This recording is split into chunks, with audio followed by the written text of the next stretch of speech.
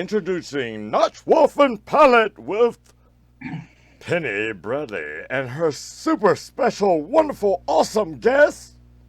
Y'all know her, Miss Kimberly O'Connor.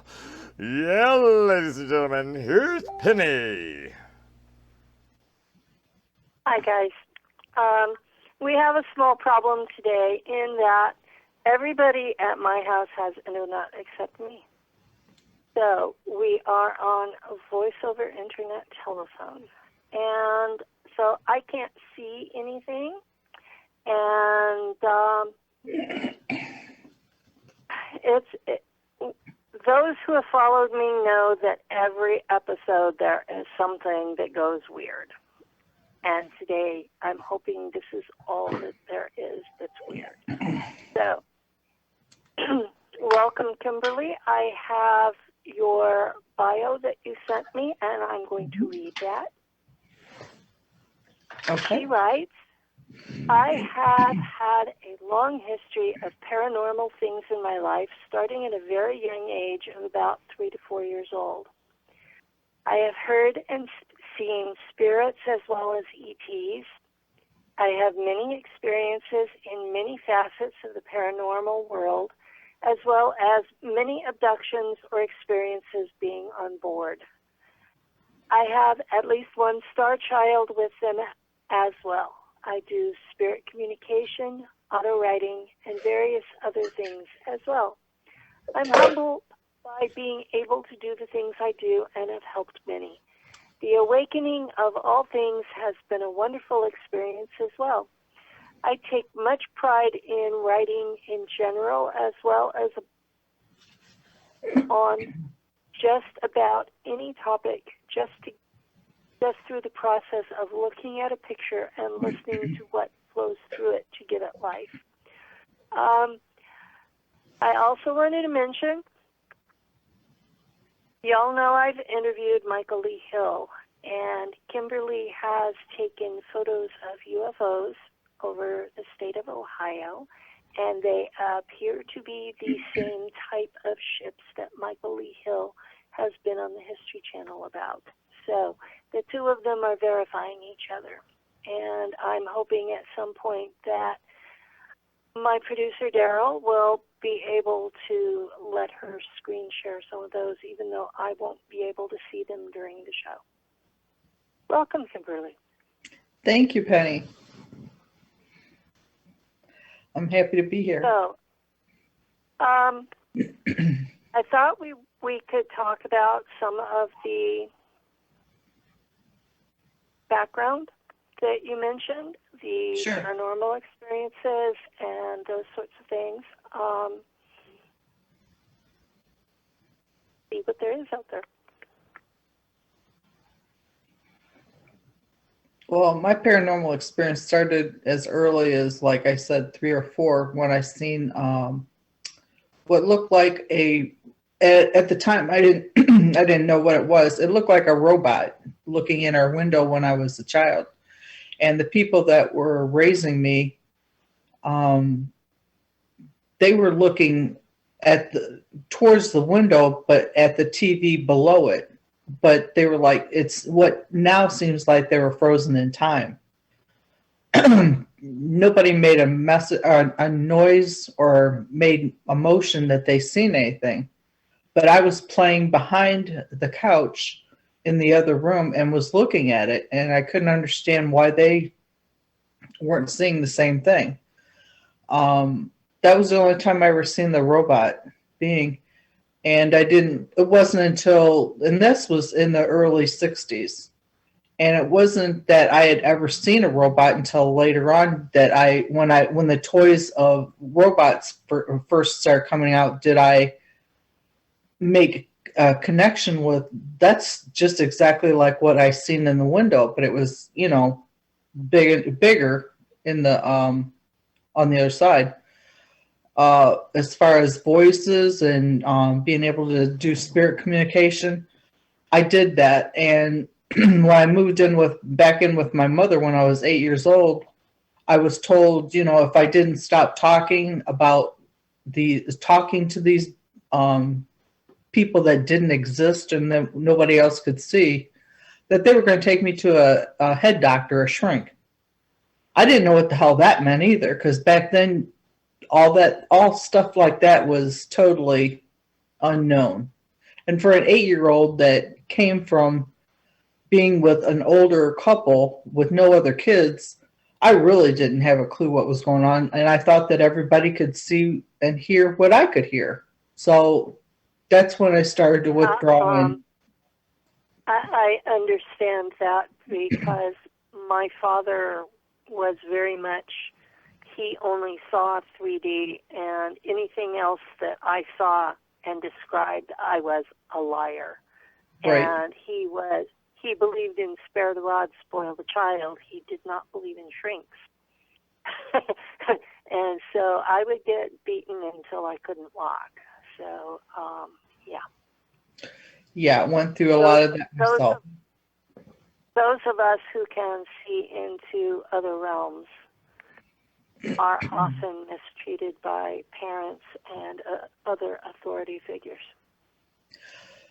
Yeah, that seems to be an ongoing issue as far as research goes on my part with those of us that can do spirit communication, as well as those of us that are contactees or abductees or experiencers, whatever term you want to use for it. There always seems to be a similar background for us all. Very few times have I talked to anybody that didn't have,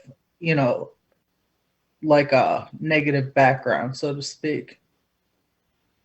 Well, it's almost like when we came in that we had to break through the energy barriers. And I've talked to much younger people who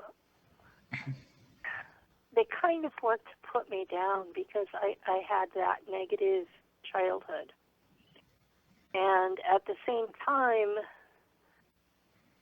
if we, our generation, had not come through and done what we did, they would not have been able to come in at all. Right, I totally agree. We took the brunt of the whole situation. We made it easier for them, and they just don't realize it. We made it a lot easier because if they had to deal with my father and my mother, yeah, you always have one that just decides you are going to be normal no matter what it takes. You are going to be normal or you are going to be dead. Right. And it was in basically simple terms like that. Now, I had a mother and like 4 stepfathers, and the second stepfather was horrendous. He liked to do the beating, and my mother liked to be the cheerleader of it all. But my mom was the cheerleader. Yeah. They did it, and I don't know that they even understood later in life that, but again, it goes into religion. She understood the religious part of it, but in the same, most of the people only look at, you have to be special to be able to do such, to be able to communicate, to be able to see. Well, a lot of people think that if you're special, that there's something wrong. And they don't understand that basically not all of us are alike, and that's okay. Well, I don't know about you, Penny, but I never was able to fit in. I just didn't feel that I fit in any facet, and that's why I've been called a recluse because I do stay to myself. And even a long time ago, I was a loner, and that was simply because it goes back to everything that I'm able to see and do. Other people didn't believe, and you just get tired of trying to explain. Well, I've been accused of being arrogant because see the world so differently than most Mm-hmm. that it's really hard to explain it, where they can even get a glimmer of what I'm talking about. And there are so many other voices competing, and they're not just listening to me. They're listening to channelers. They're listening to psychics. They're listening to disinfo agents. They're listening to CIA agents. They're listening to everybody else first. And so they're not coming to me as a blank slate where I can explain my world. They're coming to me with all these preconceived ideas, and it feels like I'm batting my head against the wall. And so I give them the very surface level stuff. They're sitting there freaking out because this is completely new information to them. And it conflicts with everything they've heard from everybody else. And so Well, I look at that as the awakening too. I just give them baby food and back off. And so the big thing lately is that I'm arrogant. And the truth of the matter is I haven't figured out how to tell people what I know without scaring the shit out of them. Right. But I mean, yeah, it's a failure on my part to be able to communicate, and they're thinking that means I'm arrogant. And I'm like, well, what the hell is the problem here other than I can't communicate it properly? Well, they're failing to realize that that it's not being arrogant because you're knowledgeable. And they're mistaking that, and they're misunderstanding that whole thing. Yeah. I It's have lived like you have, seeing into different realms overlapping and interacting with those beings. And at the same time, every so often, I would be abducted to be used in a black op, because they found that skill set to be useful for what they were doing. And so when I talk about my testimony, I keep it completely 3D physical without talking about any of the other stuff, because they have their own problems dealing with that I was actually physically abducted. Or yeah, they have to be spoon-fed information. Yeah, the idea that I was physically abducted is important, because if I was taken physically in 3D, then there was a crime committed. And the people who did it are liable for criminal charges. And so their representatives are trying to spread that it's all a consciousness event, so they don't face criminal charges. And so all of this stuff I've done so far, I have kept the paranormal out for the most part. Some of my guests have brought it up. You're I think, the first guest that has been primarily paranormal. And so you're like a breakthrough interview where I'm going to flat out say this ability that you have to interact with spirits is a variation of the ability that I have that makes me be a navigator in the Black Ops. It's a skilled set they are looking for. So if you have not been taken, I would be very surprised. Oh, without doubt, I know that I have, because I have recall of quite a few things. Yeah. I mean, to the point to where they I've been shown the big vats filled with the yellow green liquid with beings in them.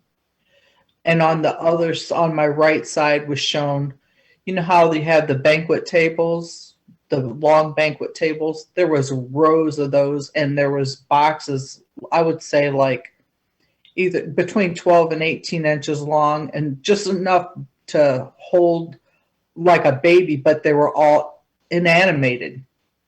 They weren't moving or anything, but there was boxes. That's all that was on these tables.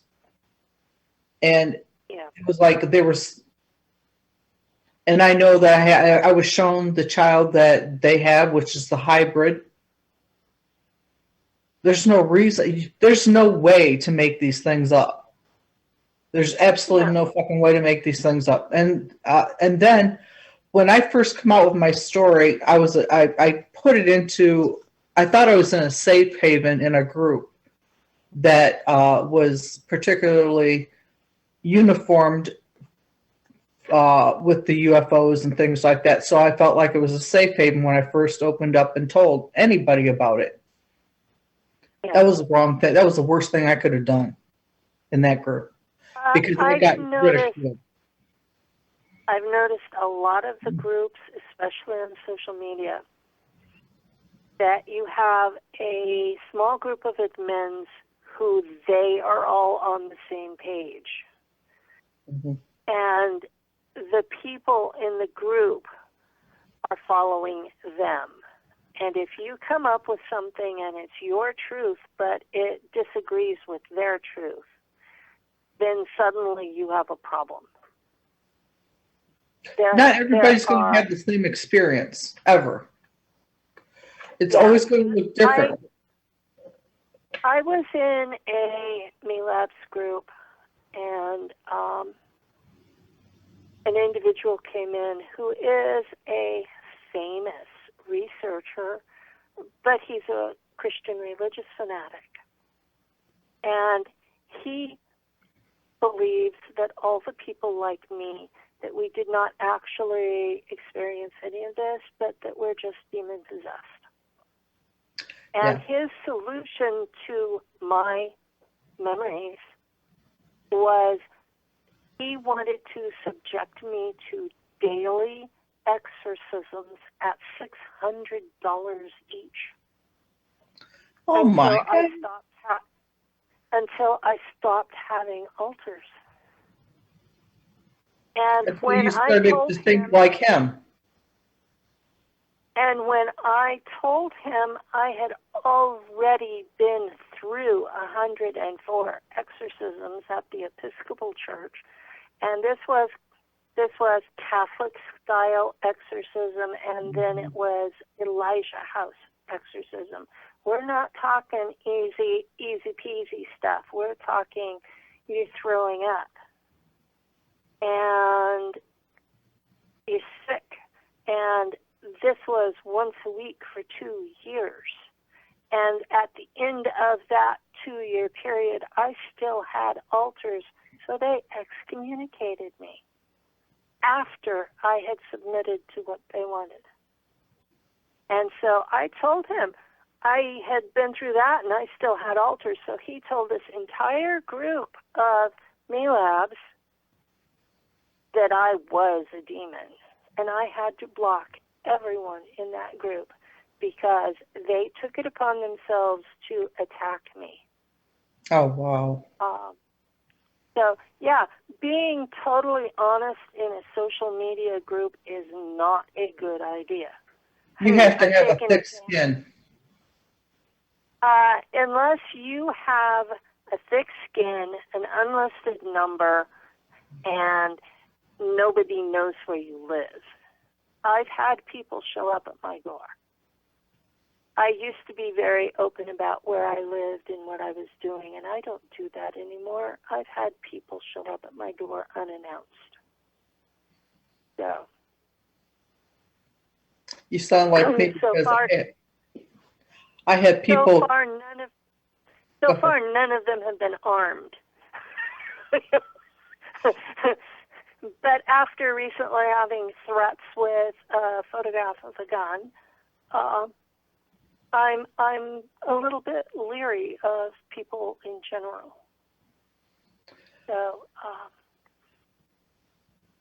anyway, yeah, I hope you have not been subjected to the folks at the door. But yeah, for the audience out there, being completely honest on social media is not a particularly good idea, especially if you have no intention of going public. If you don't want to be public, you don't tell your stuff to more than a handful of close friends, and that's it, because there are consequences to this.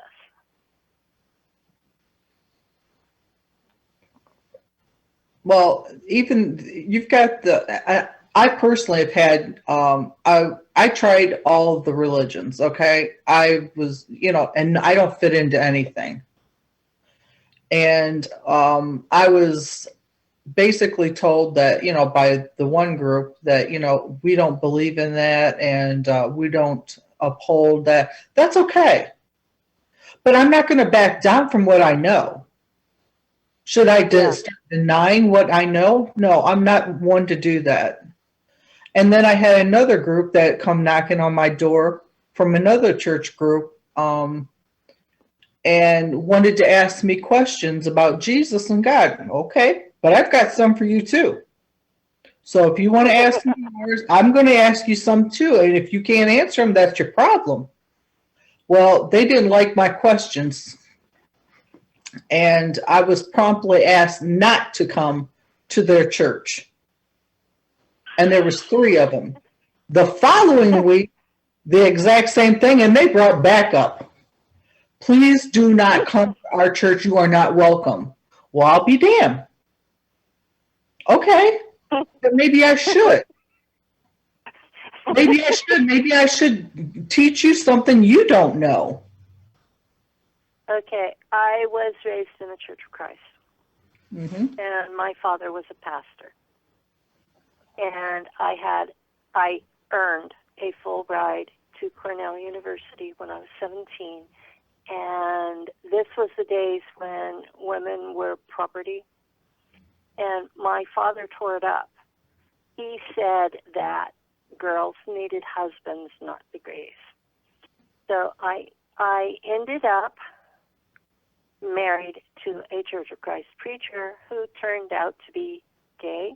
And I have nothing against gay people. I just want my partner to want me. Right. And I don't think that's unreasonable. So after 10 years and 3 kids, I gave him his freedom. So at that point, I was excommunicated for divorcing a pastor. And so I visited the Assemblies of God, and they didn't want me in there because I was a divorced woman with kids. And then I ended up in the Episcopal Church because they were liberal enough to allow me to attend. And I ended up married to a guy that was Roman Catholic, and they accepted both of us. But it was like, okay, this is your second marriage. You can't screw up again. And I made a mistake. I applied to become a deacon so that the ministry I was doing would be church approved instead of just my personal stuff. Mm-hmm. And at that point, I suddenly had all hell break loose with, you have to get rid of these altars, blah, blah, blah, blah, blah, blah, blah, blah, blah. And I should have understood what was going on and that it was their way of eliminating me from whatever was going on. And I didn't. I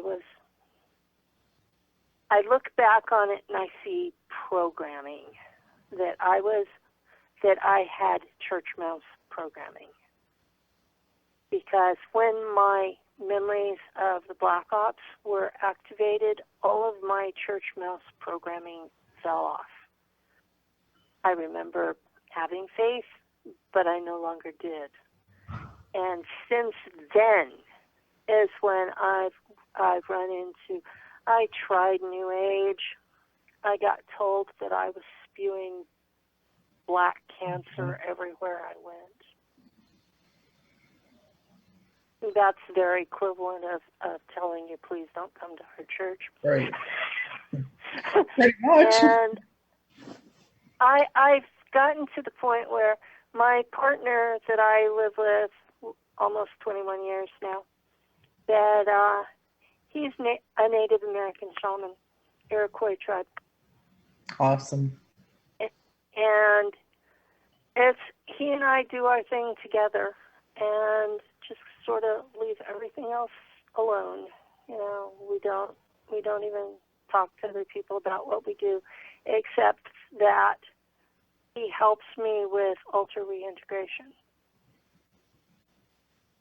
So the shamanic soul fragment retrieval is what works for altar reintegration, and I haven't found anything else that does.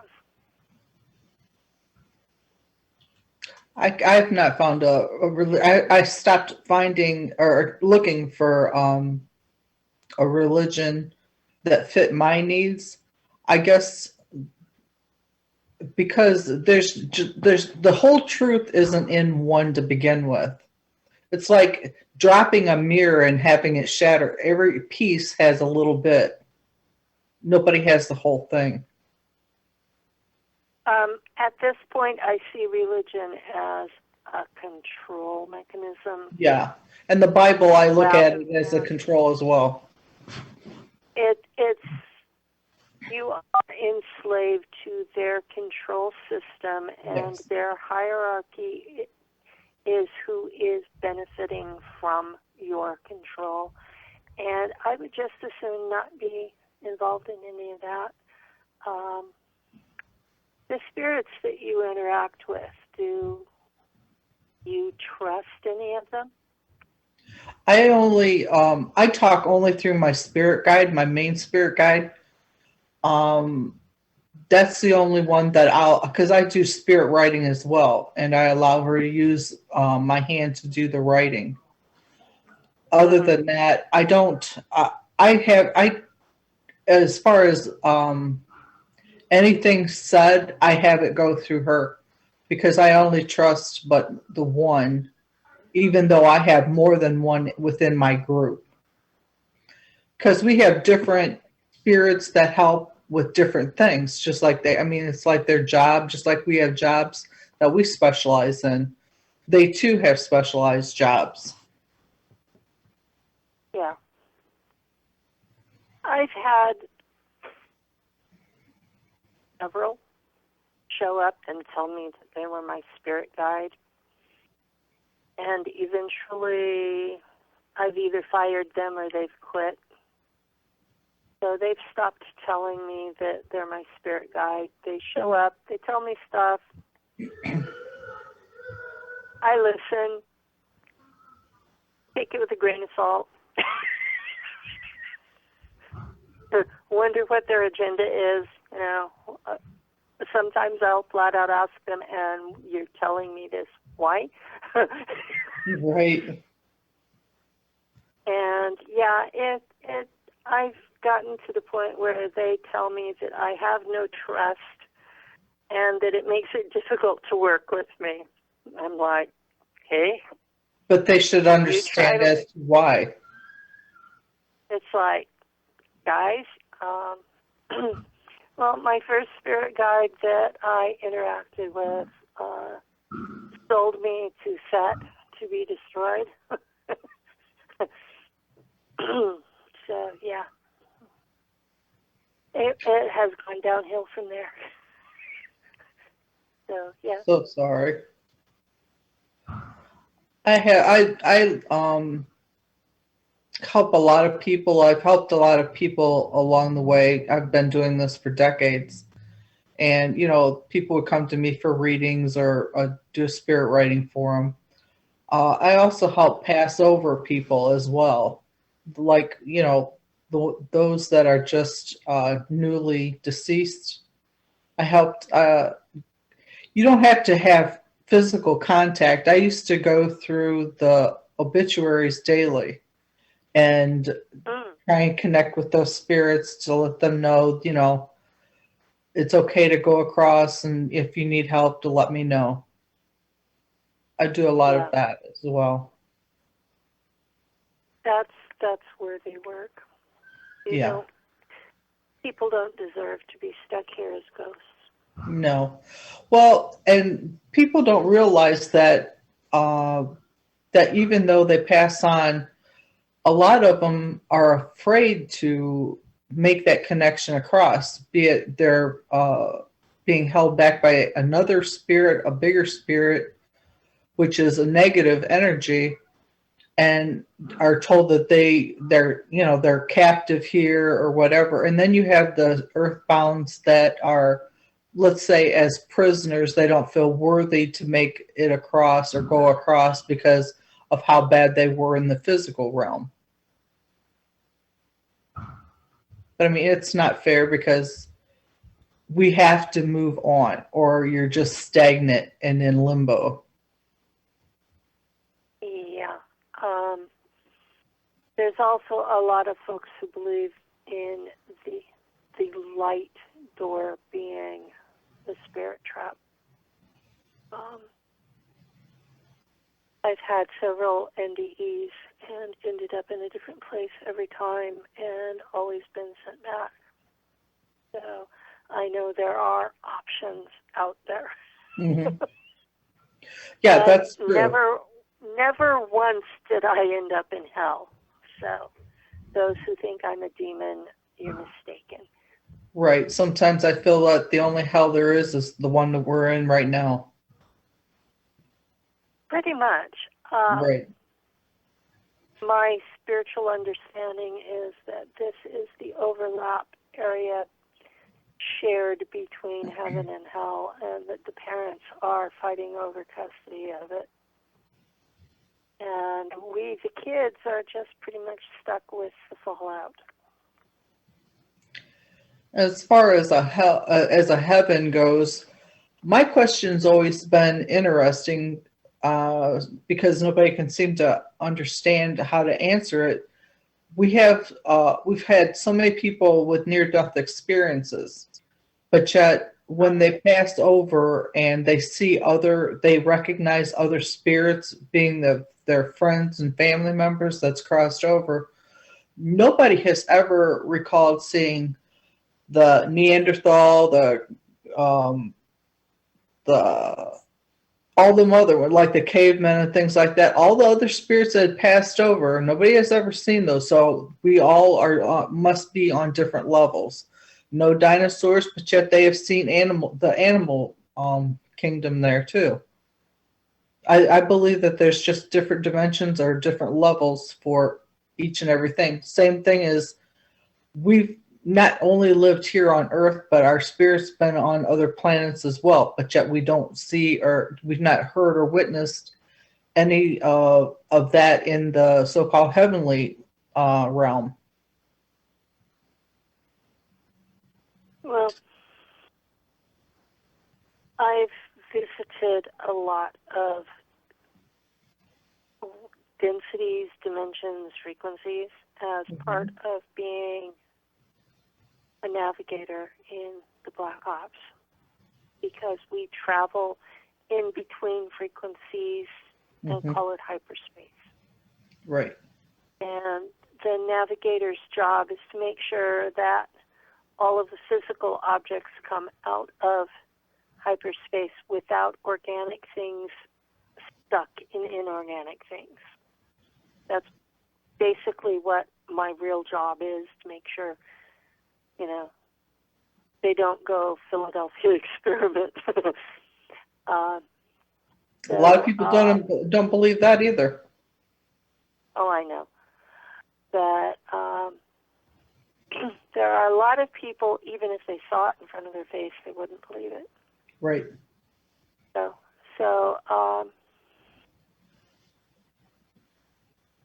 the thing of it is, we go through these different things, and each of these frequencies, when you're exactly on it, is a complete ecology with its own sentient beings, with its own plant life, its own animal life, its own culture.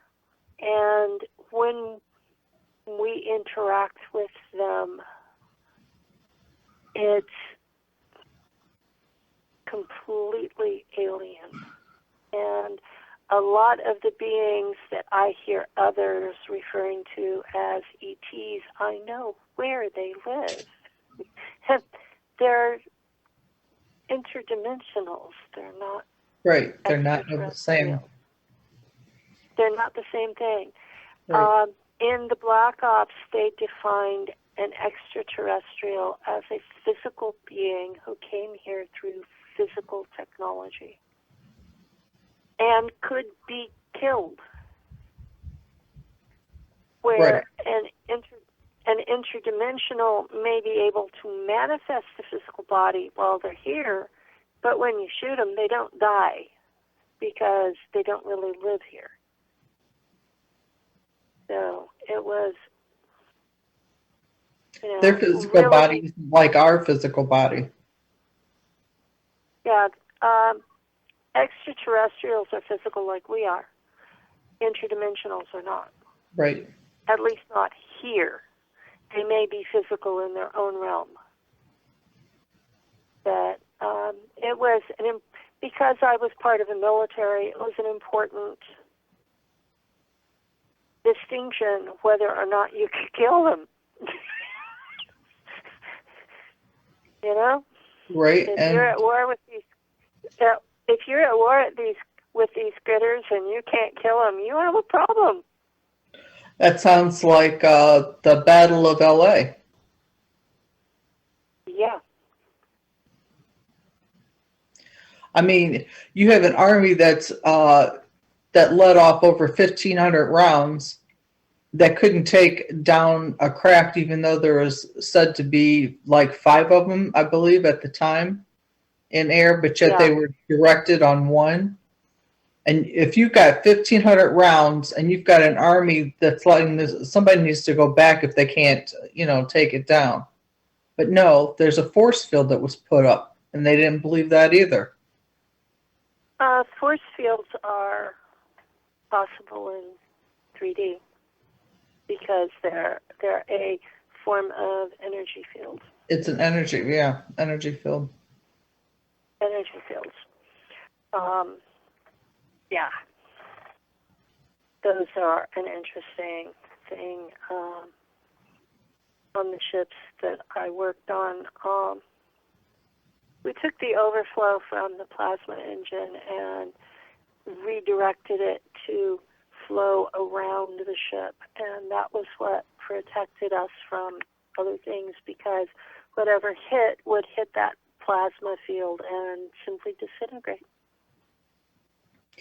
And I believe something similar must be inside of the crafts, because I've been in crafts and we're moving at like serious, like supersonic speed, or where everything's going past us really fast. I mean, but it doesn't have an effect.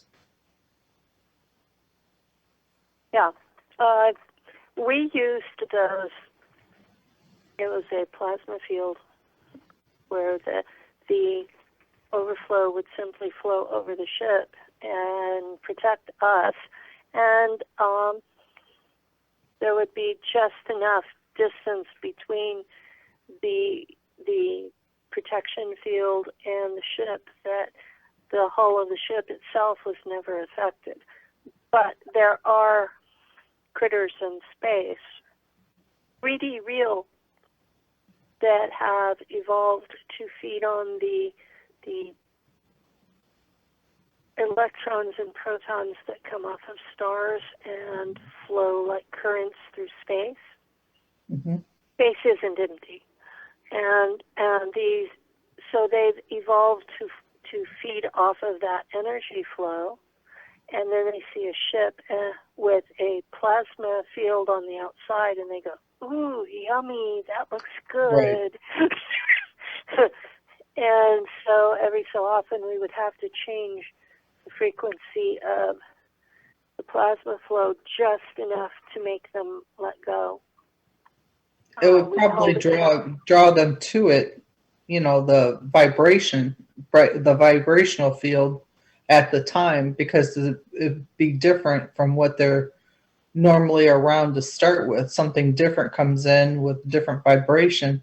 They probably would attract to it. Yeah. So it's like you're going along on a river and you see a fish and go, that looks good. Snag. Right. I can only imagine what goes through their minds when they see all the debris around our planet. One of the beings that interacts with me, I asked him what they thought. It's embarrassing to me. He said that, what do you do when you have a ranch and the monkeys in the forest start building houses and farming? I don't know. It's like an epidemic. It looks ridiculous. There's not another planet that looks like this. Well, there may have been in the past. With as much debris in that, like we have now? There are stages to going into space, and one of them is putting all this stuff around your planet. Because you don't, apparently, baby species are protected, so they tend to think they're the only ones. And so they're going around and they're doing communications devices, and they're at war with each other. And if they get through this stage, then they become galactic civilizations. At this point, we are a baby species. And when all these people tell me, oh, we're so advanced, we're going to take over 4D and go into 5D, we're going to ascend into 5D, and I'm like, you gotta be kidding. You have no idea what we really are compared to other species. Right. They don't understand it. No clue. And some of the species that they're deciding are demonic are anything but. And I'm just like, okay, you're clueless. This is why I come into a situation and I give them baby food.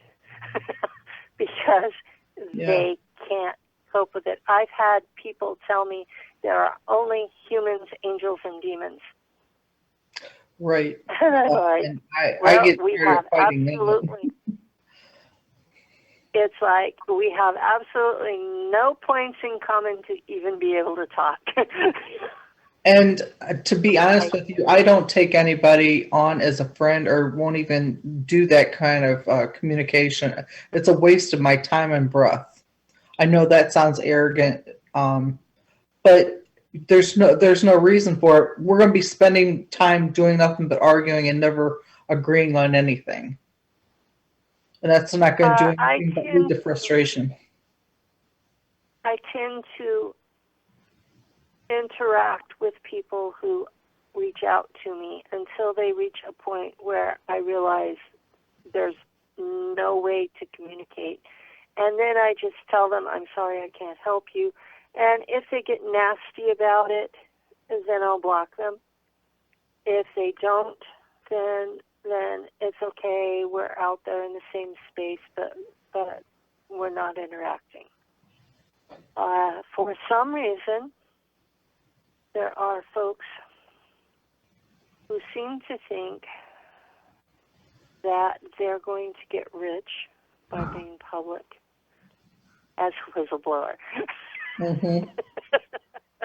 Right. I've been I've been public for 6 years. I have been As long as paid. me. Yeah. I have been paid $1,000 by folks from Russia. No one else has paid me. I have had people donate money so that I could buy a server, things like that. But I've not been paid. $1,000 for 6 years' work is not getting rich. And Right. every conference I speak at, I put out between $1,500 and $2,000 to attend, and I don't get paid. Wow. So you guys out there in the audience who think that speakers are getting paid, only the person whose name is above the title gets paid. Everybody else is there on their own dime. So if you're going to these conferences, remember that and either donate to your favorite speaker or buy the stuff at their table, because the stuff at their table is what's paying for their trip. So people need to know. The only people making money off of conferences are the hotels and, like, my radio show. We recently had a host get angry because he was charged. Okay, why should the producer have to pay for your show to be on platforms that charge? That's what the fee goes to.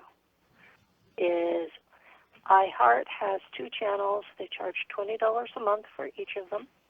And Sirius charges, Sirius XM. So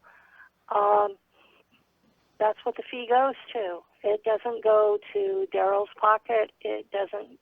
I don't get paid for doing it. This goes towards paying for my show to be posted elsewhere. And that's actually reasonable, isn't it? I think it's more than reasonable. So I know of people in the community who are paying $200 a month as a studio fee. I know of other people in the community that are paying $200 a show as a studio fee. So I think Daryl's being extremely reasonable. And the particular person who blew up about that is out of touch with reality. So, Hold on, Penny. Penny, hold on. You saying I'm being weak? I'm being weak? I'm not giving the right numbers out for people? I need people to speak the truth. That's all I want, Penny. And guess what? You telling the truth. I know that. I'm being too nice out there. I'm telling the truth that you're being reasonable. You're not pocketing my money. Right. You're using it to put my show on other platforms. Well, that's 100% true. That's 100%. And last but not least, I don't pocket none of it. Whatever remains after the end is done stays right there for the global, not for me. I don't want the money. When I tell people I don't want no money in my hand from this network, there's a reason why. If I wanted money, I'd be jumping on every advertiser there is. I want my numbers back up to 7 million. Before December we were running 7 million. That's what I want again. And then there was a house fire that burned all the stuff, and now we're rebuilding. That's right. And guess what? We're moving on up. And guess what? Ain't nobody out there, especially let me say his name, Flower Child, Flower, that can stop Global Enlightenment Radio Network. Neither will he or his little, you know something? I'm just going to say punk bitch and walk away. We all know who that is. We do. We do indeed.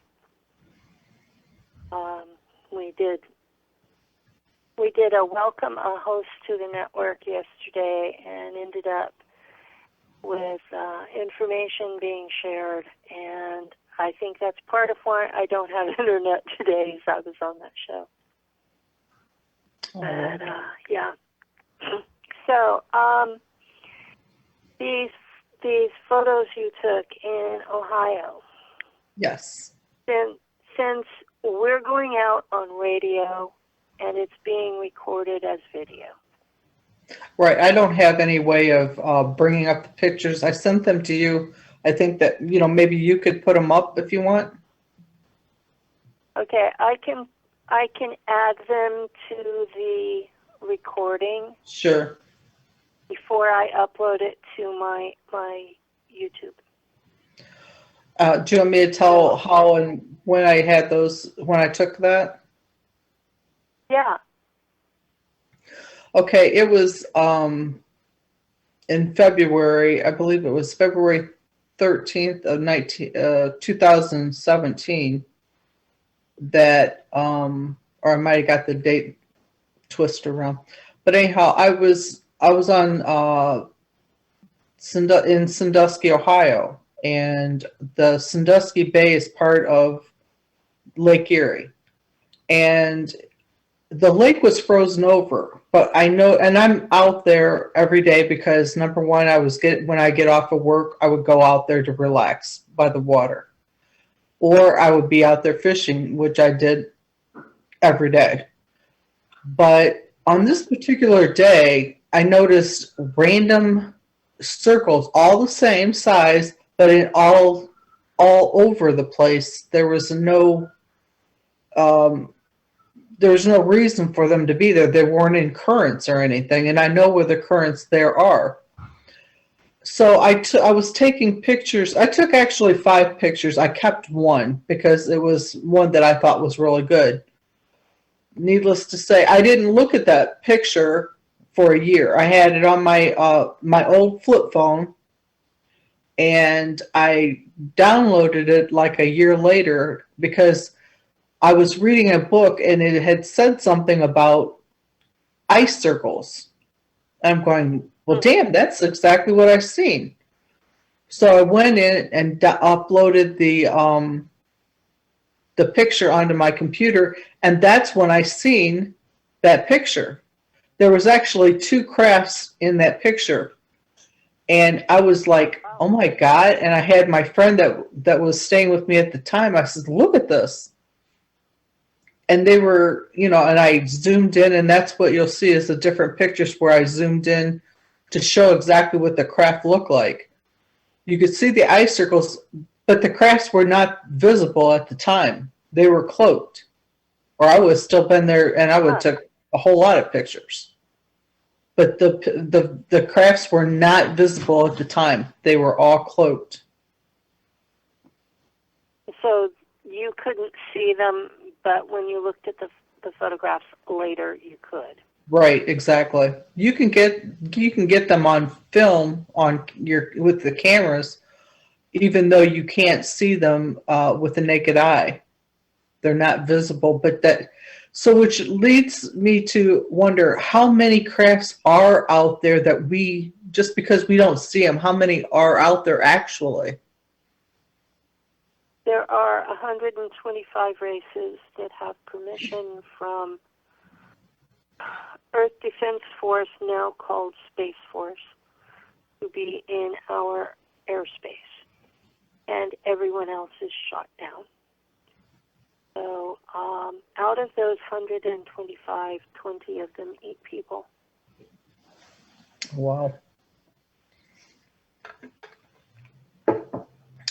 This brings up the other subject of 411. This pops back into your experience of being at a banquet and seeing boxes that were baby-sized.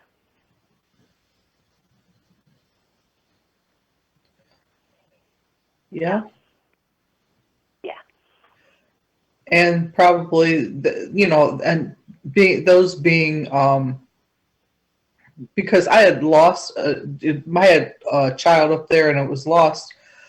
They're probably being, they're taken at a certain time, a certain birth trimester, and the growth is finished there. And I believe that's what the vats are for as well.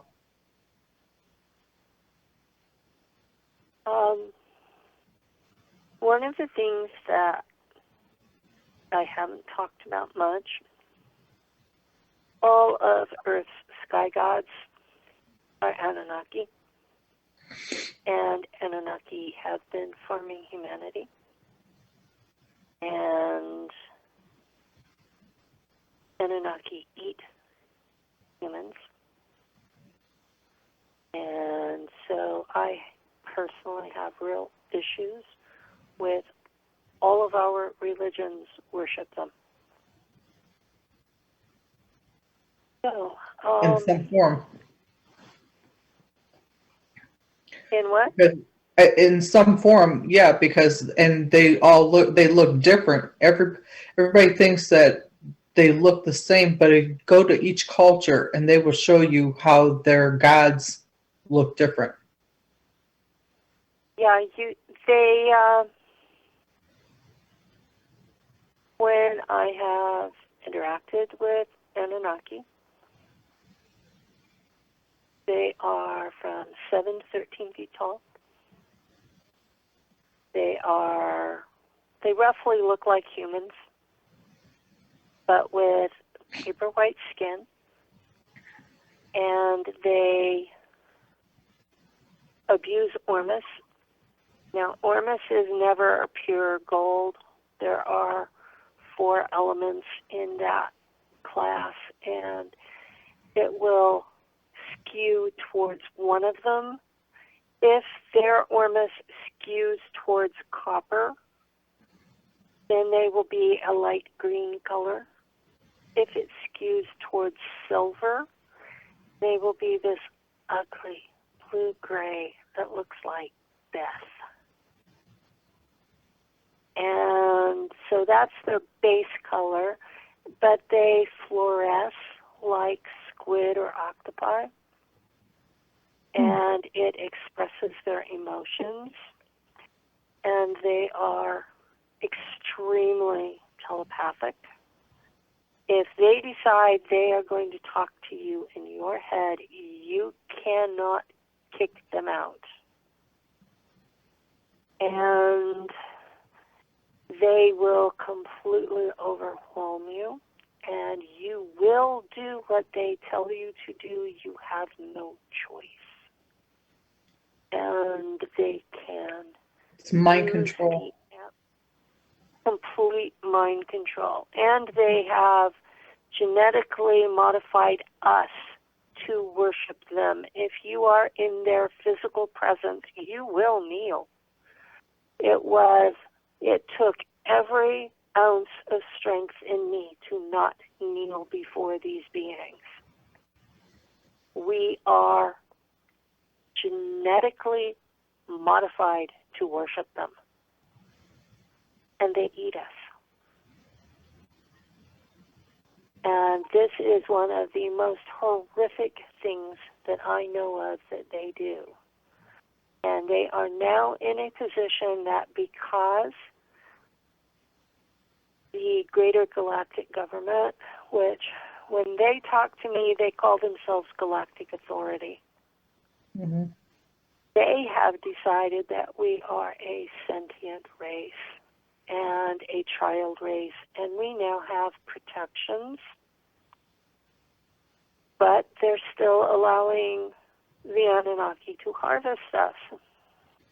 So it's I have no idea what the exact legalities are from their point of view, but we're in that in-between stage.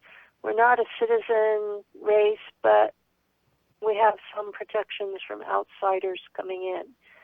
And I've been told that since the Anunnaki are the rightful owners of this planet, that they cannot come in and intervene, that we have to handle it ourselves. And I just basically looked at him like, you've got to be shitting me. Right. So, I mean, are you saying that we get our information just from our technology from the Anunnaki or from others? Is it for, if it's we from get others? We get our technology from those 125 groups. And they are banned by galactic law from giving us anything that actually works. They are only allowed to give us toys, the equivalent of what we would give a 2-year-old. And so we are taking toys and reverse engineering the technology and mixing it with technologies from other races and coming up with stuff that works. Basically, get together, creating a Frankenstein model. Yes. And our Frankenstein model is mostly absolutely new to these people, and they're looking at us and going, they have talent. What are they going to be when they're in an advanced race? Because right now we're a child race. They consider us at the 2 to 3-year-old level. They should have never gave us technology such as the nuclear power, because that's done nothing but destroy. We didn't get that from them. That was actually our own people came up with that, based on ancient documents. We have stuff that is ancient technology written in religious terminology. When you look at the really ancient stuff, like from Kemetic Egypt, I think they call it First Kingdom. When you're looking at that level, when you're looking at the Vedas, even the Gita, and you're looking at documents from China, and they've had basically a hieroglyphic script that is still readable after 5,000 years, because it was not based on phonetics, it was based on ideas. So they can still read the script that was written on bones 5,000 years ago. Right. So a lot of these are real technologies that were described in religious terms. So if you look at the really ancient religions, and you look at the things they describe that gods did, those are machines, those are weapons, and they're looking at the descriptions and they're understanding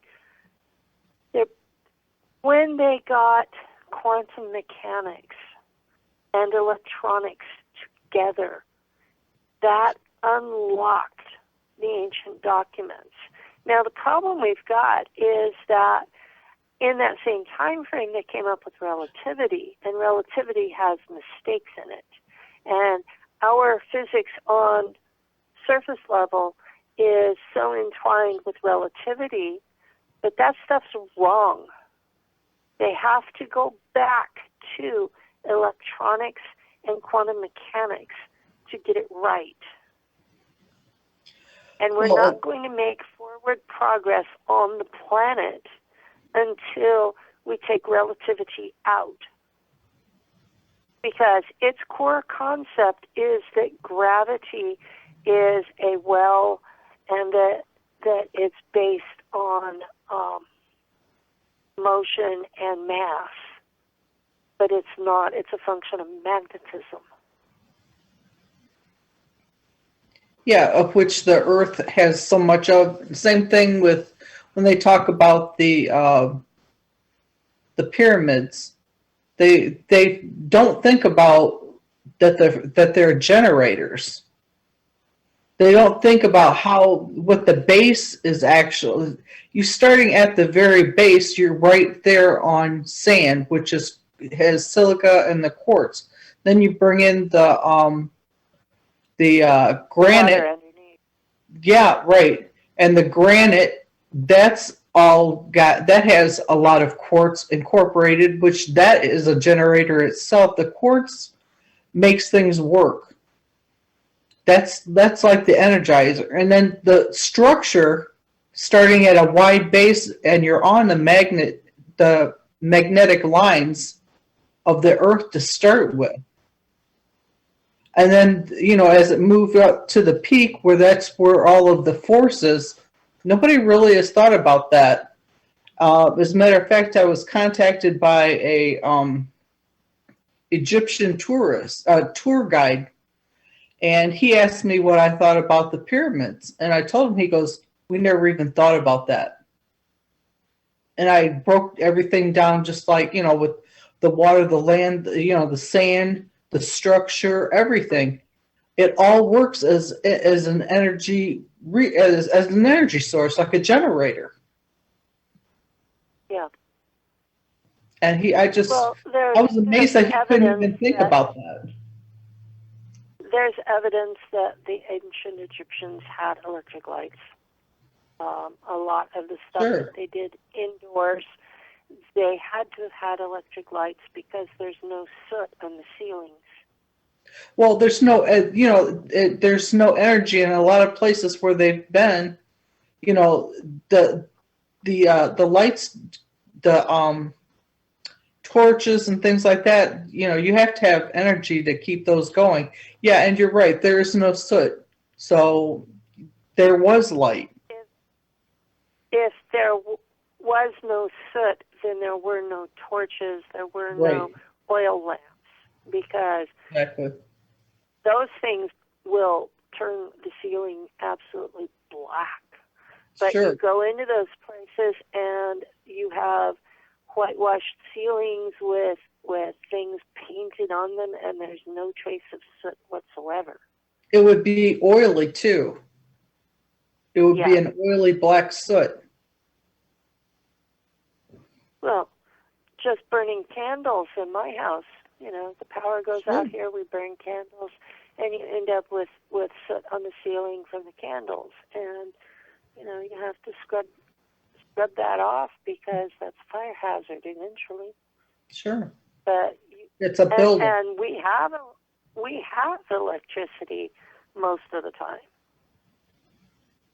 Yes, people, I live in PG&E territory. Look it up. They shut our power off on the regular. So, yeah. I know we got kind of off topic, but that's okay at all. Like I always say, everything goes hand in hand. Everything's connected. Everything is, when you start talking about the real stuff, it is all connected. The same people who are able to take objects into hyperspace and bring them out safely are the same people who can look into other dimensions and interact with spirits. This is a gimme. It's the same skill set. And once you start interacting with interdimensionals, which is what these spirits are, then you start getting information that is not limited to what scientists have come up with. It's not limited to what can be proven with links on the internet. But it's not wrong either. And eventually it proves out. It's difficult when an abductee is constantly asked, where's your proof that you went on a craft? Well, just like I tell them, there's no damn gift shops. They're not selling bumper stickers and keychains. That just ain't happening. Well, my proof that something happened was I went to bed one night My memory is of doing a mission for the CIA, and on the way back, they told me, we don't like what you're saying about us, and we're not allowed to kill you, but we can make you hurt. And they wrenched my shoulder apart, and 3 months later, I had a 4-hour surgery to put my shoulder back together. So that's proof it was physical. Right, but I mean, the ones that are actually asking for this information, if you gave them proof, they're still going to go and try to debunk anything you say. So it doesn't matter what you say or how extensive things are, they're never going to believe it because, number one, they're fearful that they deny it because they're afraid of what they don't understand and don't know. I was told many years ago in college that there are 2 ways to get famous. One is to do the work, like you and I are. The other way is to discredit the people doing the work. And that's what they're doing. Yeah, the discreditor, right. The devil's advocate, let's say. So that is the lazy way to get famous. Because all they have to do is say, no, no, no, no, no, no, no. They don't actually have to do anything else. Right. All they have to do is disagree, and, you know, you have a lot of people. And like I said, denial is nothing but pure fear. Pure fear of what you don't know, what you can't see, what you can't touch. They want the tangibles. And even then, when you have metal or rock or whatever that has been found or brought back, they still question that. So they're not accepting the tangible even. In my particular case, I had the surgery that had to be done. I have the testimony of a CIA archivist that she uploaded my file to the CIA computer. Mm-hmm. And what I testified to is all included in that report. That there are other things in the report. And she has been kind and not dumped them on me. So Yes. what I remember is consistent with what she uploaded. So we still have people that don't understand or don't believe that in the SSP. That's understandable in a sense, but it's an existence, and people have, you know, I've got probably 7 friends that are either still participating or within the program, or have been out, and each one of them, just like yourself, has been gotten hurt or tried to be killed. Oh, yeah. They do stuff to us. Sure. If we remember, they want us to only speak well of them. If we don't remember, but we have bleed through, they will try to discredit us and make us look like we're simply insane. And they mess with our lives, they mess with our jobs, they mess with our children. All 3 of my children have been abducted and used in space and came back damaged and difficult to live with. And Sorry. yeah, and my grandchildren have both been taken, and they have the personality changes that come from being used. And I've shown a couple of whistleblowers photographs of my grandchildren, and they remember them out there. And it's created great issues. My granddaughter lives with her other grandparents because in her mind she was abused by her father, and I really believe that she's remembering what happened in the programs and thinks that it was her dad. But, yeah, something happened to her, but I don't think it's exactly the way she remembers it. And that's okay, So, Well, dealing with the mind is under mind control. They can influence you to believe or think all kinds of things. now, And one of the things that I've been doing with people that I do counsel with is getting them to learn how to do basic self-hypnosis. And when they have a new memory, to slide into self-hypnosis and ask their subconscious to open the curtains and show them what really happened. It's usually different than what they initially thought. And most of the positive interactions with extraterrestrials turn out to be abductions by the military and the ensuing black ops. I also believe it's a family generational issue as well, as far as Oh yeah. go. Well, Max Spears said that all of us who were targeted were of Merovingian descent. And that does not mean you have to be white-skinned. There are a lot of people of other races whose ancestry is mixed. Yeah, I'm And Irish and Swedish, and there's a lot that goes on there as well, especially a lot in Ireland. Like I was saying before, when I had my first, when I first told my first story when I told my story about that in the first group that I went to, I was contacted later by a guy in Ireland that had very similar things, but there was one thing that we never told anybody, that we always kept to ourselves.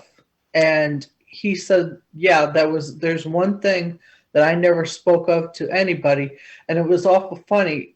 Simultaneously, at the same time, without asking each other, well, what was it that you held back? What was it that you didn't say? We typed in almost word for word the exact same thing, that we were able to sit up front at the control panel as one of the crew. We kept that because it was special and because that sounded so outlandish that we didn't think that anybody would believe us. And never have I heard that come from anybody else before, but that threw me back so far to hear that. Excuse me? You have sense, because when the SSP super soldier folks are taken, they remember being part of the crew. And I've been questioned about that before, but I don't have any knowledge of that. Okay. That is the common experiences, that we are abducted, usually by humans in black fatigues, and then we are transferred to another ship where we are part of the crew. I felt very comfortable there, and I always enjoyed going and that's when I would see things go at warp speed, and I always wondered, how is it that we're not crashing into anything? Nothing is hitting this craft. It's not no bumping or anything.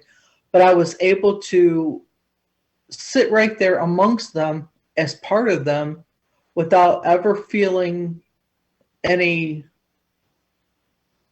without feeling uncomfortable. I felt like this was my position.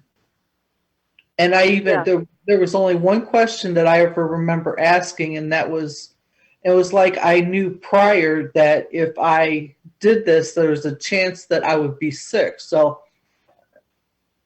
the one I remember asking, we were standing up on the right side of where the control panels and everybody else was sitting. I was standing next to him, and I said, telepathically, because that's how they communicate. If I can I touch your face, but only if I don't get sick?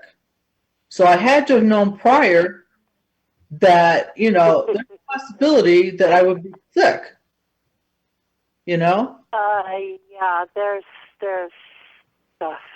because they secrete through their skin, but I had to have known that prior. Yeah, some of them do.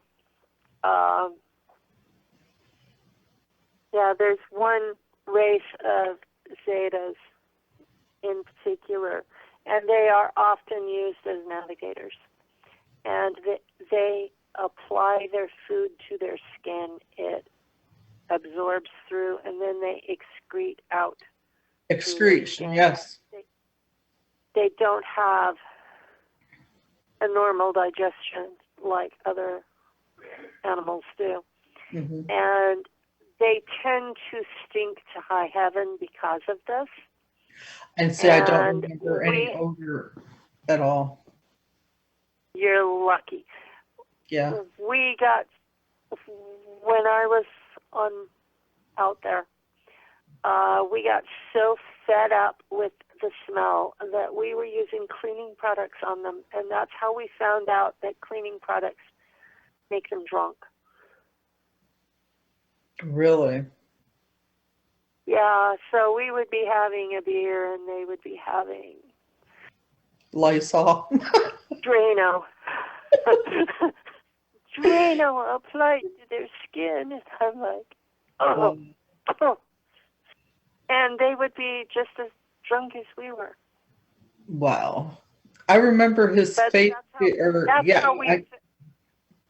That's how we found out, is because they stunk so bad. They couldn't stand themselves. Yeah, we couldn't stand the smell, and that was you have to have at least 3 navigators because it's shift work, and nobody can stay awake 24/7. Right. Very long, So there are not very many humans who can be navigators. It's percentage-wise, even in those programs, there's not very many of us. And most navigators are either Zetas or Draco. And depending on the size of your ship, Draco are kind of big. So, yeah. The ones that I went with was, at first I thought they were a tall gray, but then they looked like a mix between Arcturian and a tall gray. So I'm really not sure exactly, I don't know what their name is, but yeah, I know who you're talking about. I never felt fear or anything. They were kind of a blue color? Like a blue-green gray. Yeah. Kind of a mix. It wasn't one particular color. But I mean, I was always comfortable. There are a lot more races out there, and the things that we think of here, most New Agers would think of like a gray. That's really a category, and there's like 1,000 races in our part of space that would fall into that category. And reptilians, there are millions of races of reptilians, and no two are alike. And there are avians, there are insectoids, there are mammals. Most mammals and reptilians are basically that star shape of 2 arms, two legs, 1 head. Some of them also have 2 wings. But that star pattern is pretty much the basic body design for oxygen breathers. When you start talking about methane or hydrogen breathers, you've got a whole another world of things that can appear. And some of them are gaseous, and some of them are solid, and some of them are liquids. And Right. it's just, there's such variety out there. And for people to tell me then, well, there's only humans, angels, and demons. I know. It's like the sheer ignorance. We have such a variety of life on Earth. Why would we think it would be different in space?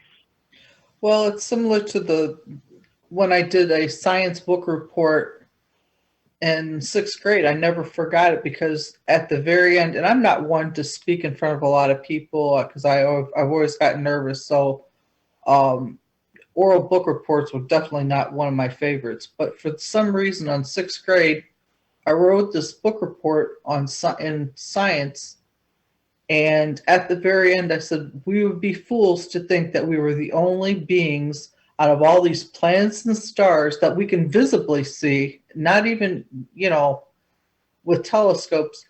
We would be fools to think that we were the only beings out of all of these. Yeah. Seriously. He called in, my teacher, the class went dead silence. The teacher called in another teacher from another group, had me reread it again. And they just stood there and looked at each other.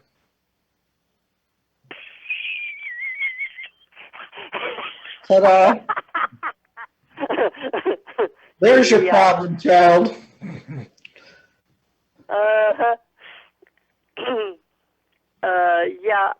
I did book report on Marie Curie when I was 7, and they made me read it in front of the class, and I got kind of that response too. So you're familiar. Oh yeah, I'm familiar with what happens when you think outside the box. Oh yes. Yeah. Question: When Okay. you were in elementary school, did you get pulled into the principal's office by men in suits to have special testing once a year? Not that I remember. No. Okay. That's one of the things that pops up in my community. Is most of us remember being pulled into the principal's office for several days worth of testing once a year. I had an issue with reading. I had dyslexia, and they thought that I was slow. So I had a problem with things like that, and they didn't. Back then, they didn't understand me. Yeah, well, a lot of. My father and my middle son both had that. So a lot of abductees have that and similar issues as well. Yeah. There's a category of commonalities. Not everybody who's real has them, but more of us have them than normals. Another thing is that I have a high immune system, a very high immune system. I had all the vaccinations as a child, and the only childhood disease I ever had was the whooping cough. Now I was exposed to chickenpox, measles, mumps, rubella, all of that by my own kids, by my stepmom, by my stepfather, and all my sisters. I've got 5 sisters, and we all lived together. They all got all of those things twice. Not once have I ever gotten them. Friends of mine had me taking care of their kids as well as them because they re-got them. I never once got any of that. I very rarely ever get sick. If I do, it's a sinus issue. I used to have bronchitis, but I haven't had that since I was a child. I go outside and walk in the snow and ice barefooted, and I'm not affected at all by it. I just literally Where I had the opposite. If there was a bug, I caught it. see, not me. And I've been that way since I was a baby, I've been told. And my father chain smoked in the house. My mom and And stepdad did too. I have been healthier since my current partner stopped smoking in the house. He still smokes just outside. Yeah, I've never smoked. I can't. I mean, let's get real. I have asthma. If I started smoking, it would be, might as well call it suicide.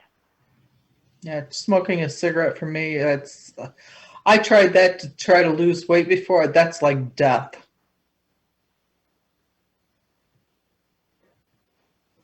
So I can't do that. I have lost 60 pounds or more 6 times, and within 3 years, I would gain it all back every time. Yeah, I've had So weight issues, and that's due to depression. I never had weight issues before I had kids. Same thing and with I've me. had weight issues ever since I had kids.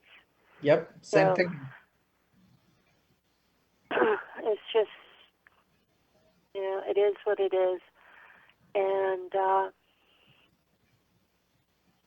I've had lots of health issues, mostly related to my father smoking. And I grew up on a dairy. My first husband beat me like my dad did. My second husband poisoned me for life insurance money. And I was so sick that I couldn't work after that. And the man I lived with took me in. And at that point, I had to have occupational therapy and chelation because I would have died without chelation.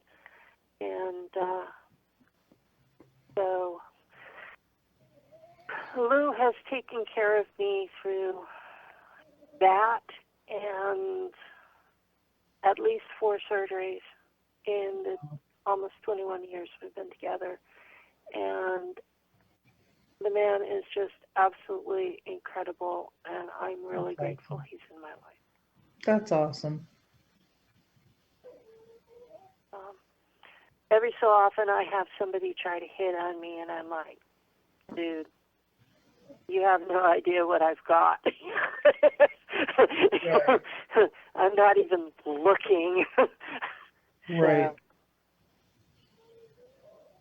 I know the internet seems, every time you go on there, it seems like everybody thinks it's a dating site. That's why I listed hobbies one time, and I'm going, this is bullshit, because this is like filling out a damn application for a dating site. Oh. Well, there's a large swath of the world that got talked into limiting births in the 70s and 80s. And what ended up happening was that they killed off their baby girls. So in that swath of the planet, there are almost 30 million more men than women. And those men are looking for a wife out of their country because they know there isn't one there. And they're aggressive, desperate, and they don't want to take no for an answer. And American men have figured out they're in competition. And it gets, I'm 66 and I get hit on at least once a week. What's happening to these young girls in their late teens and 20s? Right. And it's scary. And it makes you wonder just what those countries thought they were going to pull off if they were only killing off the baby girls. Yeah, they were used as tools, just to control. Yeah, it was. I mean, I know Henry Kissinger was behind a lot of it. The population control stuff was really rampant. But I know from the Black Op I was in, when the population here reaches 9.5 billion, we become a telepathic race. And they won't be able to control us then. And that's their whole motive for reducing the population. There's plenty of room here. I mean, we have population on the two coasts and basically nothing in between. There are miles and miles and miles and miles and miles of just little towns that are built around a gas station. Seriously. I did a cross-country trip in 2016, and from the time I left California until I got into Colorado, there were a couple of big cities, and in between it was just miles and miles of nothing, and nobody living there. And then from Colorado into, well, I ended up in Pittsburgh first. That whole swatch, it was like farms everywhere, but no people.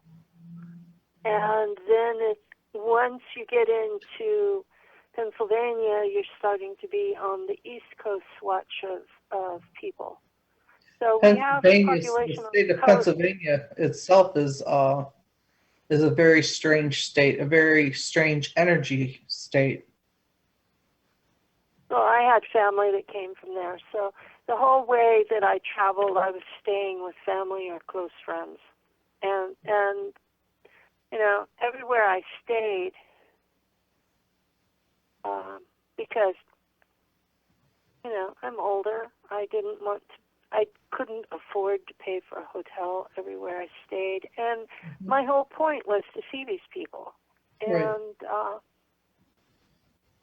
so I went through and I was seeing family and close friends, and I traveled across I-80 and then US 30 and then down the coast, BC, and I ended up at a friend's house in Greenville, South Carolina, and then cut across,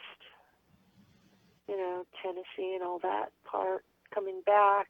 And I'll tell you, going across Missouri and Kansas, it felt like forever. That's what I hear. And there was nobody there. There was nobody there except in the big towns. And I have family in Kansas. I mean, my mom, part of my mom's family were French Canadians, and they all lived in the Plains states. And I'm like, miles and miles and miles that are basically empty. Why are people complaining that we're overcrowded? Do they just live in those cities? Yeah, I mean, people don't like to, I mean, other than like our generation, farms, to be relaxed and things like that, to live on a farm or away from all that, the lights and everything and artificial stuff, that's where we're kind of pulled to. The new generation and those after us, they like that city. They like that city life. They don't understand that the energy is different. In a rural town in the Sierras. It snows here. I'm still in California, but I'm in the mountains. It snows here a couple of times every year, and it's quiet, except holidays when the neighbor shoots his shotgun to celebrate. Right. I remember the guy taking care of me did that. And call it Redneckville. But yeah, it's. I grew up on a dairy. I was used to you get up, you go feed the animals, you milk the cows, you come in, you eat, you take care of the animals first, and then you eat, and then you go to school, and you come back, and you have a snack, you do your homework, you eat again, after you've done the taking care of the animals again, and on Sundays, it was all about church because we had 2 services. Dad was the preacher, so yeah, we were there. So that's how I grew up. That church was my social life.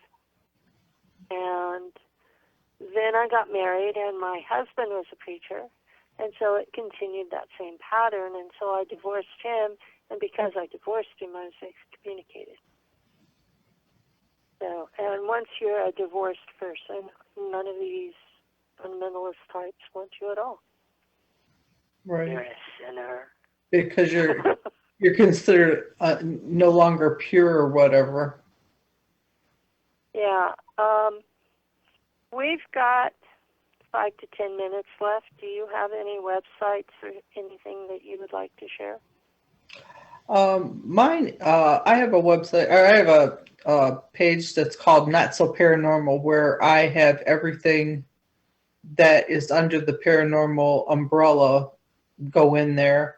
I allow, people to put theirs, like if they have guests coming on their show, they can put that in there as well.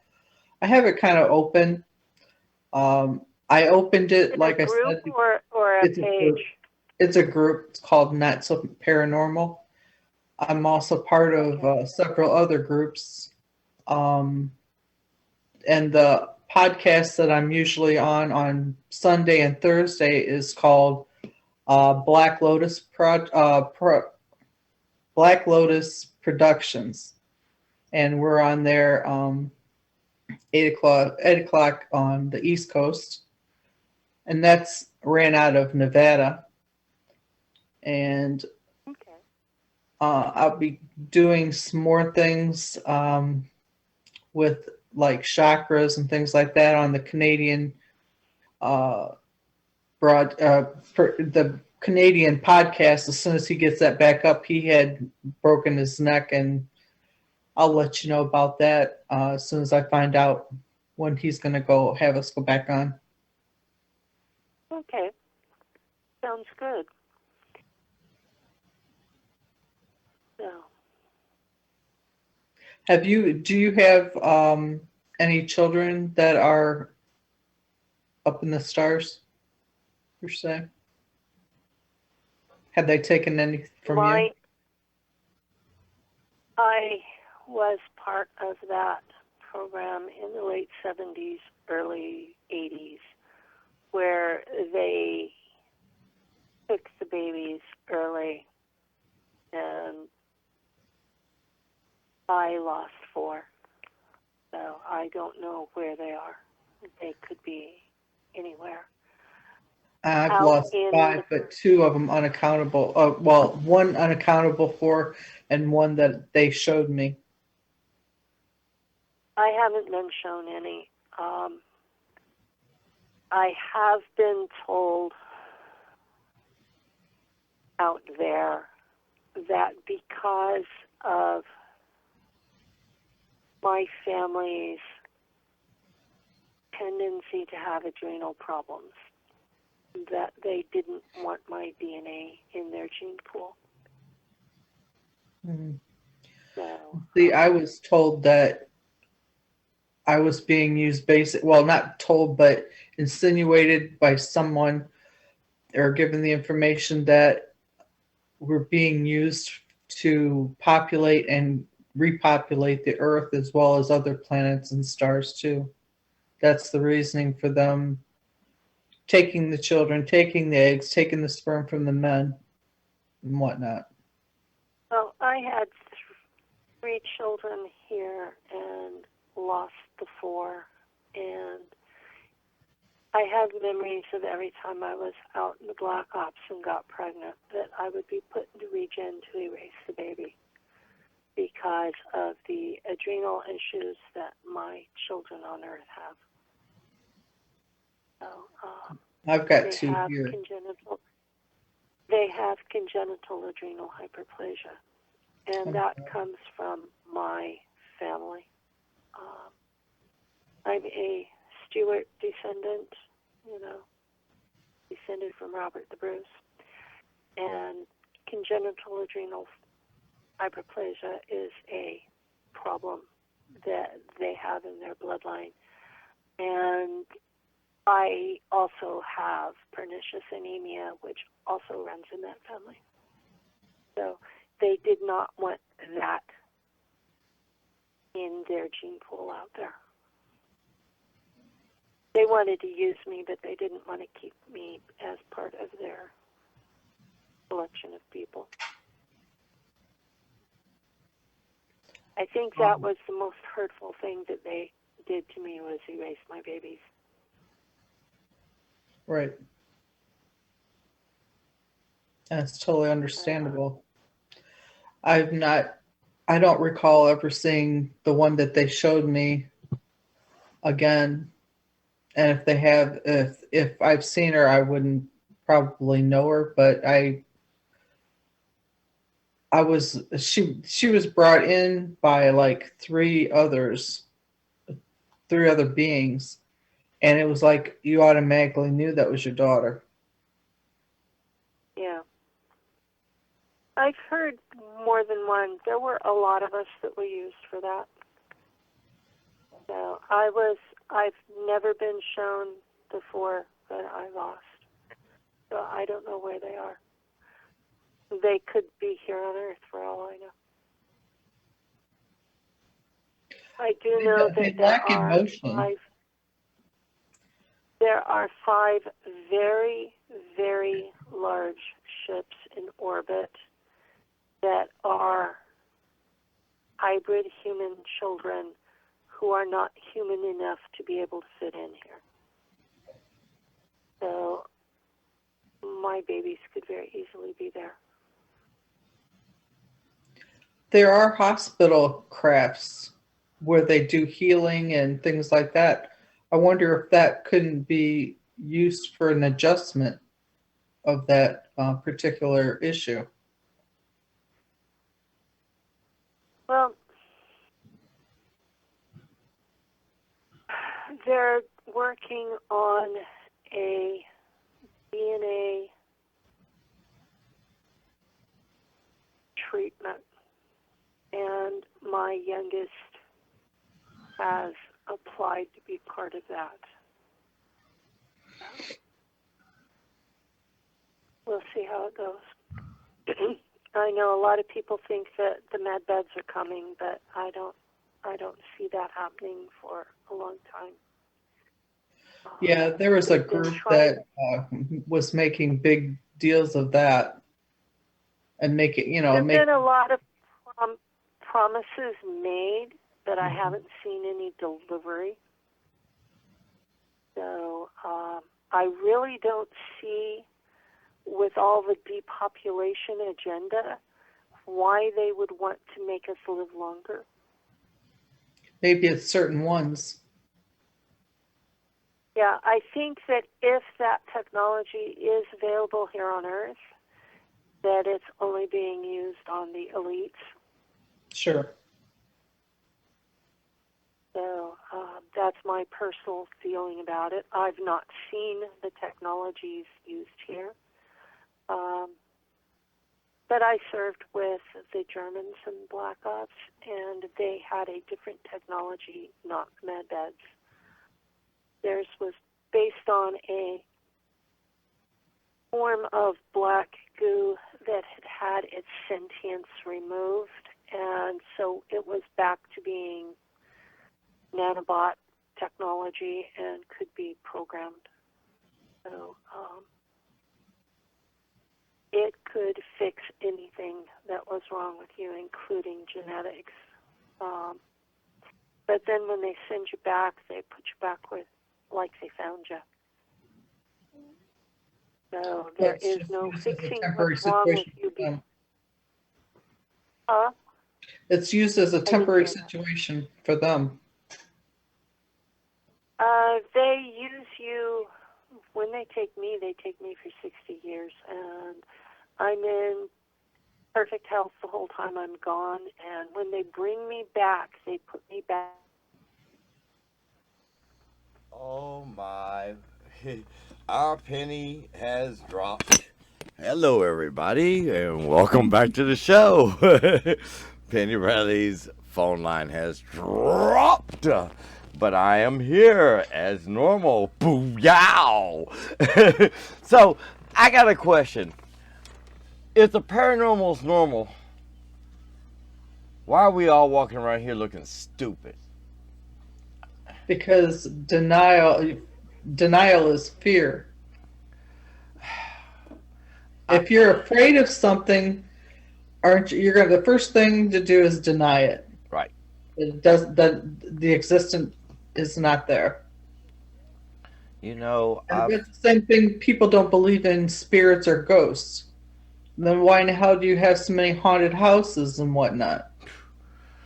That's an understatement. I mean, from the United States to the Ukraine, they got a lot of haunted establishments that, quote unquote, are possessions of what people would say are demons.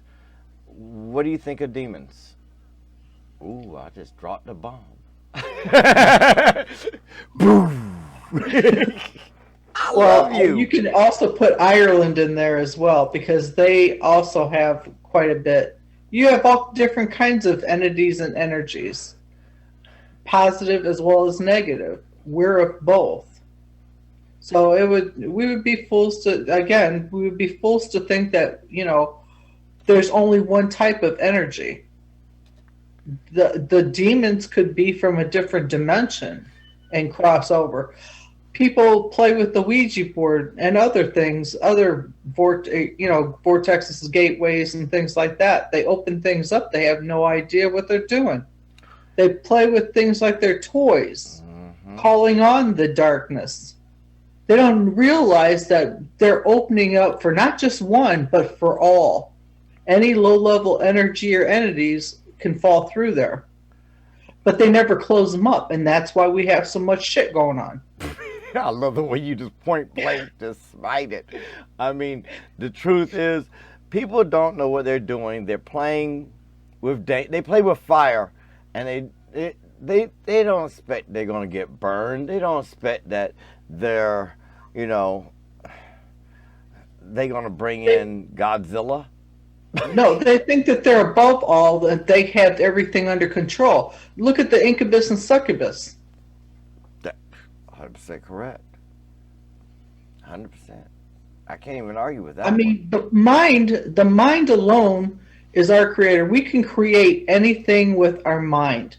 The more energy that you expel to a particular one-pointed energy or one point, and you continuously feed that, it's going to create and actually can become a physical form. The best example I like to use is prayer. Oh. When you pray, you don't have to say things out loud, because your first omission of something is a thought. That's the first thing. The thought is what starts the creation. You don't even have to put forth words. Just the thought can start this whole creation. And the more people that you have working towards that very same point is, you're going to get that energy. You're going to get a more manifestation. It's the best example I can say of that. I mean, prayer is nothing but incantations. But it's a thought. It's the first thought. And we also got Robert Banfield here in the house. Hey, Robert. Hi, Robert. And oh, geez, it's almost time for the next show. But if you want to stick around, you can have some more fun with us. Who, me? Yeah, you, Kimberly. I ain't booked up. All right. Well, guess what? The next show, would be the powerhouse herself, with Mr. Robert Banfield and me, your one true one. Thank you very much. You all pray to me, please. I need your energy, because you don't know who you're giving it to, and at least you see me, and you can give me your energy, and I will do you justice, because I'll suck it dry. Back to the point. Damn. Hey, I hate to be bold and blunt, but it's the truth. I got to have. It's a give and take thing. Yeah, it's a give and take. You know what I mean? Okay. Well, the next show will begin in less than 1 minute and a half, ladies and gentlemen. Because he'll give it.